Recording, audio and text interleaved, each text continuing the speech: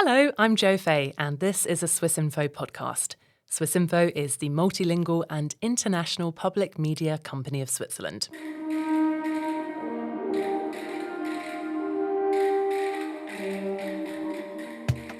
Back in 2018, an amateur archaeologist was roaming a remote valley in southeast Switzerland with his metal detector. Over 3 years, he found 250 Roman military artefacts, including a spectacular 2,000-year-old dagger. He reported his unique finds to the local Graubünden Archaeology Service. A team of university researchers has been digging deeper. They want to uncover the secrets of a Roman battle site.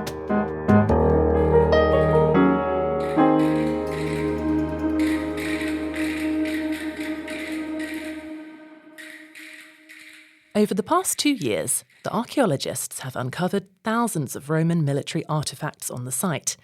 It's the first Roman battle location ever discovered in the Alpine country, and it offers clues about what happened there over 2,000 years ago. Our science journalist Simon Bradley visited the excavation site.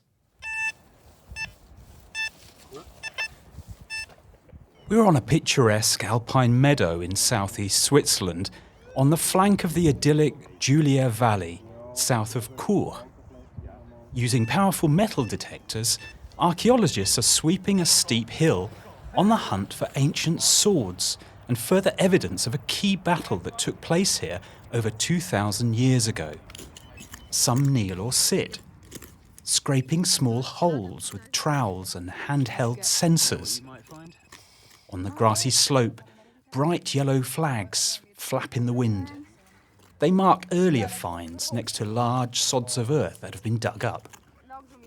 One of the people hunting for artefacts is Anouk Duttweiler, an archaeology student from Basel. So what have you found so far? I think the best thing was the hilt of a latent sword and a tool that might be Iron Age, but you can still buy it nowadays. It's pretty timeless, but it's very deep and it took us a long time to find it. Why is it interesting for you to come here? It's my third day and I've dug up so many cool things already. At many digs you have to work for a long time, to dig for a long time until you find like something that says something, whereas here you get like, this has been a place of battle and it's, you get to hear the interpretation as you're working. That's pretty cool. Some metres further away, I meet Karl Schlettwein, a fourth-year archaeology student from Basel. Yeah, what's this? That's a hobnail, a Roman hobnail. We dug out somewhere this afternoon. The soles of Roman military boots used to be studded with large hobnails. But many hobnails got left behind on the meadow during the skirmishes. What can you tell me about this? Well, it is interesting in quite a few ways. For one, the diameter of the hobnail. It gives us an indication about the time period the nail was made in. Do you find many of these? At the moment we have 2,100 hobnails we found on this place. And what other things have you found since you've been here? We found some slingshots out of lead. We found some arrowheads, some ballista heads, some blades, I think, a few fragments of chainmail. This site seems to be incredibly rich. Yeah, it is. It is exceptionally rich. And as an archaeology student, what's the interest of coming somewhere like this?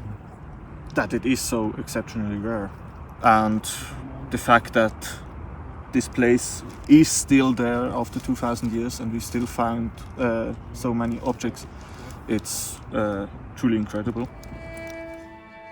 The recent finds suggest the battle probably took place around 15 BC between Roman troops advancing northwards through the Alps and local fighters of the Swanitas tribe.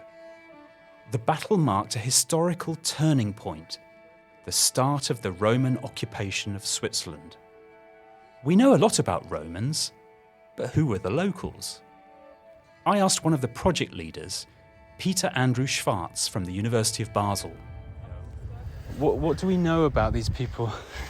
They are enlisted on the so-called Tropeum Alpium in Laturby. The Tropeum Alpium, that's Latin for Trophy of the Alps, is a large ancient Roman monument in the village of Laturby in southern France near the border with Italy. It was built to celebrate Emperor Augustus's decisive victory over the tribes that populated the Alps. And there are mentioned about 44, 46 peoples living in the Alps from the east Sort of to the west. tribes, different And, tribes. And we have finds. The Suanetes were part of the Celtic world. Yeah. Celtic coins. One from the Wallis. There was also a tribe in the Wallis, and that means they have connections, trade connections, cultural connections in the Alpine world.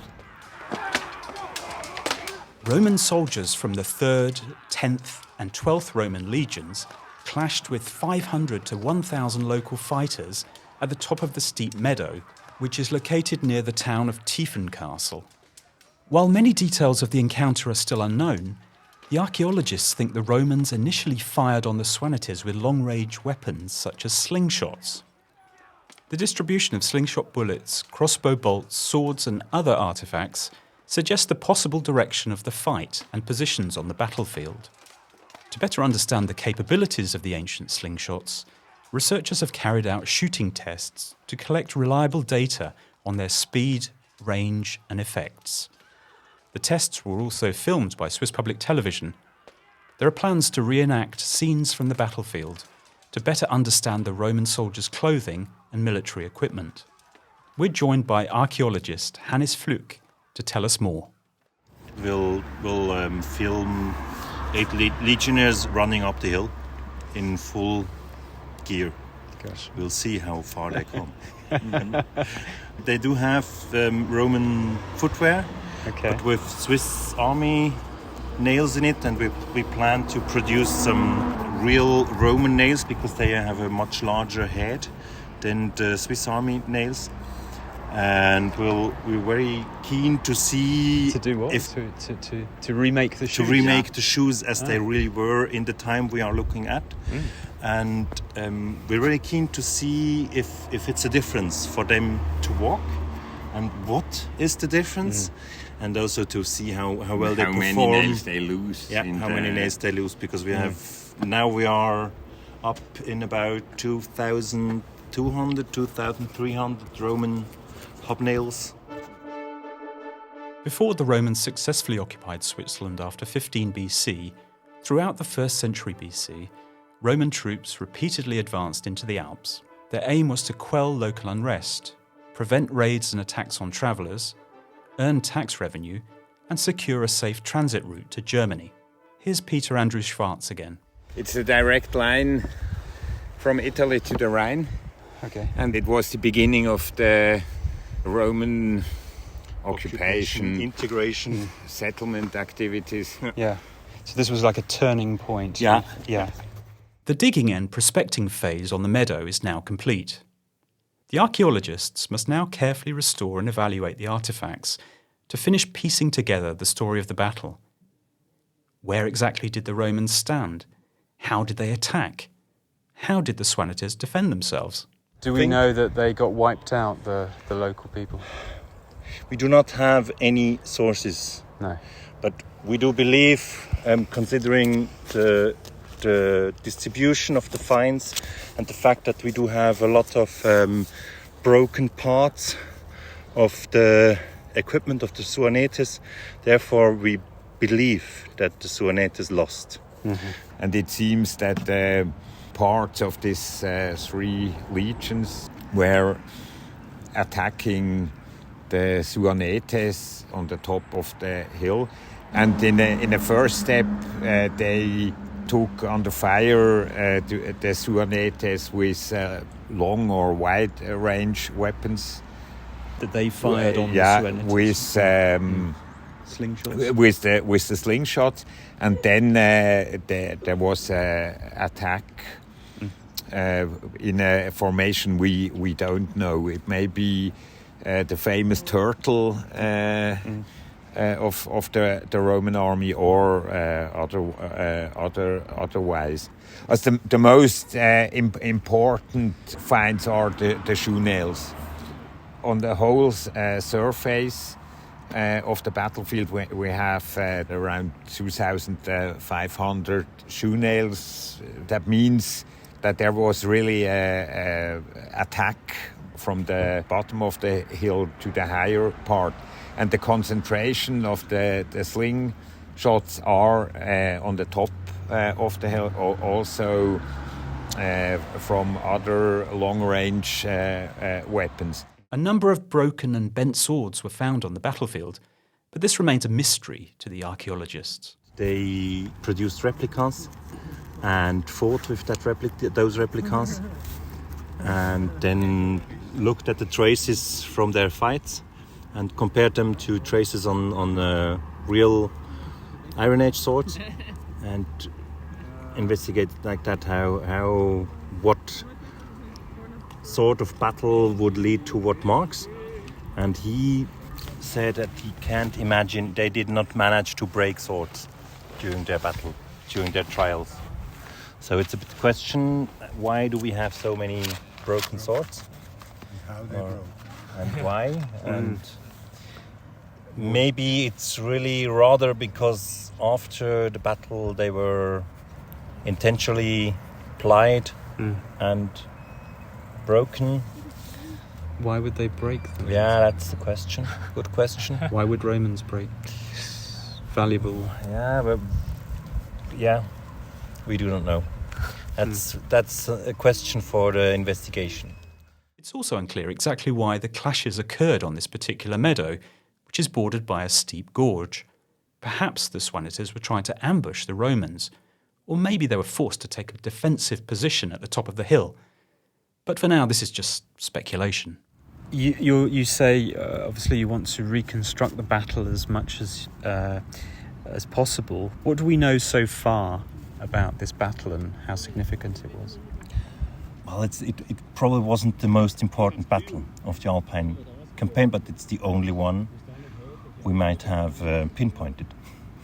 And after that battle and the whole campaign, the Alpine bow and all parts of the today Switzerland became part of the Roman Empire, and it was the starting point of the Romanization, of the integration of the... So it might not have been a major battle, but it was very significant in that afterwards the Romans... It is the one we can pinpoint, that's the point. Right. Okay, Hannes, thanks. I've just come to a natural pause. That's great. Thank you very much. No problem. Thanks, Simon. Piecing together the story of this battle isn't too dissimilar to crime scene investigation, it seems to me, from listening to what you said there in your reports. And this battlefield find was linked to the discoveries of an amateur archaeologist. Is he being credited in some way? Or are people who do this in their spare time rather seen as a little bit of a nuisance by the professionals? I mean, we're talking about problems like looting, for example. Well, the archaeologists told me that there are good amateur detectorists, i.e. those registered with the authorities, and there are illegal ones. And this one, Lucas Schmidt is his name, is definitely a good one. He reported all his discoveries to the local archaeological service, and they have been collaborating ever since. He didn't stumble across Roman finds by chance. The area was known as a possible Roman battle site, and a number of objects have been found in the early 2000s. But interest in the site had waned as it was generally believed to have been picked clean. It was thanks to powerful modern detectors that could see deeper into the ground and the curiosity of Lucas Schmidt that a large university research project was eventually launched. And Lucas Schmidt has continued to help with the excavations at the site as a volunteer, lending a hand when his time and his job as a dentist permitted. Aha. Good thing he has got a bit of spare time then, and the use of modern technology, of course, doesn't hurt at all, does it? Thanks so much for that fascinating report, Simon. And if you enjoyed listening this time, look out for our upcoming episodes. We'll be talking about forensics used to solve cases in Mexico's war on drugs, and the search for justice and the fight against impunity in Africa. Today's episode was recorded and edited by our science and video journalist Michaeli Andina. For more content, visit our website, swissinfo.ch. I'm Jo Fay. Thanks for listening.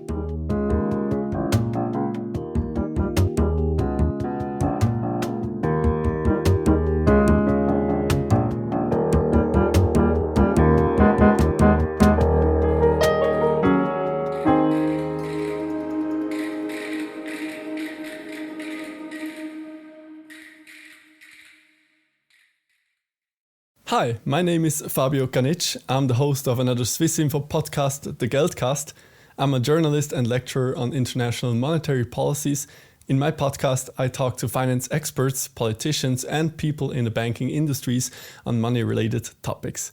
This podcast is from the land of money, Switzerland. It is published bi-weekly on YouTube. Highly valuable content, but free to listen to.